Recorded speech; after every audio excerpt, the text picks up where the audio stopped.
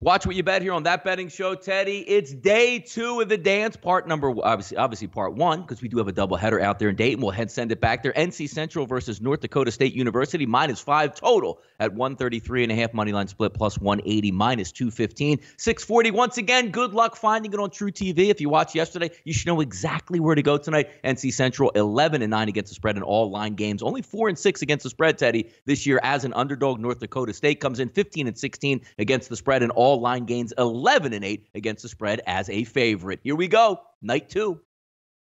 Yeah, exactly. And again, these are two teams that I do not know well and have not watched. So I'm not going to try to make crazy predictions about this ball game.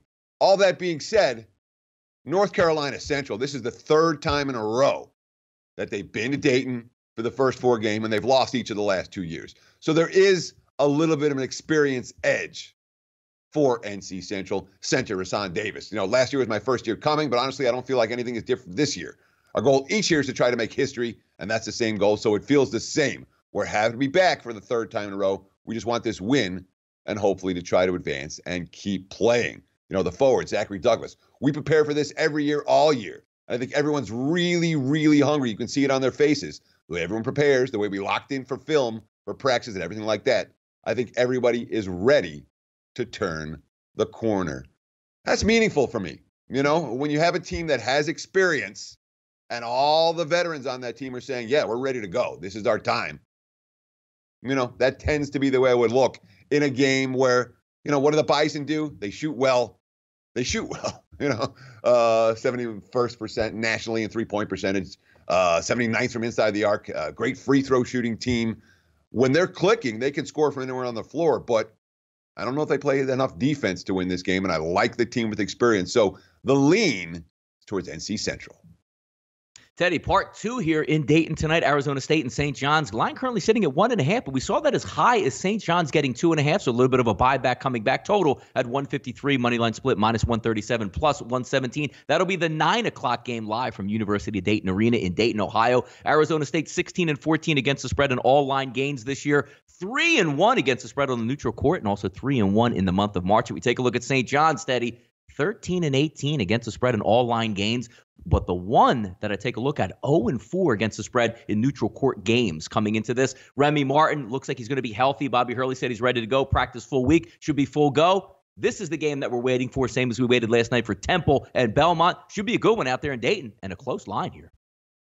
Oh, yeah. It has the potential to be a really good one. And look, it's a St. John's team that did not play well down the stretch. They lost 4-5 coming into the big dance. And the only victory came against DePaul. And that was in a revenge spot because DePaul had beaten them the week before. You talk about Pons and is an elite scorer. I'm not in love with the supporting cast, particularly when it comes to the low post for the Red Storm. St. John's has been getting outworked and out-rebounded on a nightly basis. And that's bad news, against Dylan Cheatham and company. He averaged a double-double for Arizona State. And the one thing the Sun Devils can do, Bobby Hurley's squad, they played pretty good ball down the stretch, winning 6 of their last 8. But they can get hot. They're a team that can really get hot from downtown. The Frost Phenom Dort. You talk about Martin, Rob Edwards, another guy who can light it up from downtown. And 6 of their last 8 have been wins. The only 2 losses both came against Oregon. 1 in overtime. Obviously, the Ducks, a tournament team. I do think Arizona State deserves to be the chalk tonight. If I'm going to bet it, I could only bet the Sun Devils. Yeah, what's interesting about that too? Shamari Pons, Mustafa Heron. You have 2 superstar-type players that can go off at any time. But when you talk about Dort, you just brought him up. He's an elite on-ball defender as well. So we'll see how that plays in tonight. Should be a good one, kicking it off, getting ready for the full storm coming on Thursday. But Teddy, the NBA, it's still there. We always have to remind you about it. And maybe the Sixers don't want to be reminded about it because the Celtics are coming to town tonight at the Wells Fargo Center for a national game, 7 p.m. Eastern time on ESPN. Sixers favored by 3 total, 224.5 money line split, plus 130, minus 150. Both of these teams, when you look at their against the spread numbers on the season, not so good. But the one thing we do know that's not so good is the Celtics continue to pound the Sixers. Sixers played last night, sat Joel Embiid in anticipation for this game against the Celtics tonight, picked up a win. Celtics rested and ready for this one and own the Sixers. Do the Sixers bite back finally tonight, Teddy, and take care of those Celtics?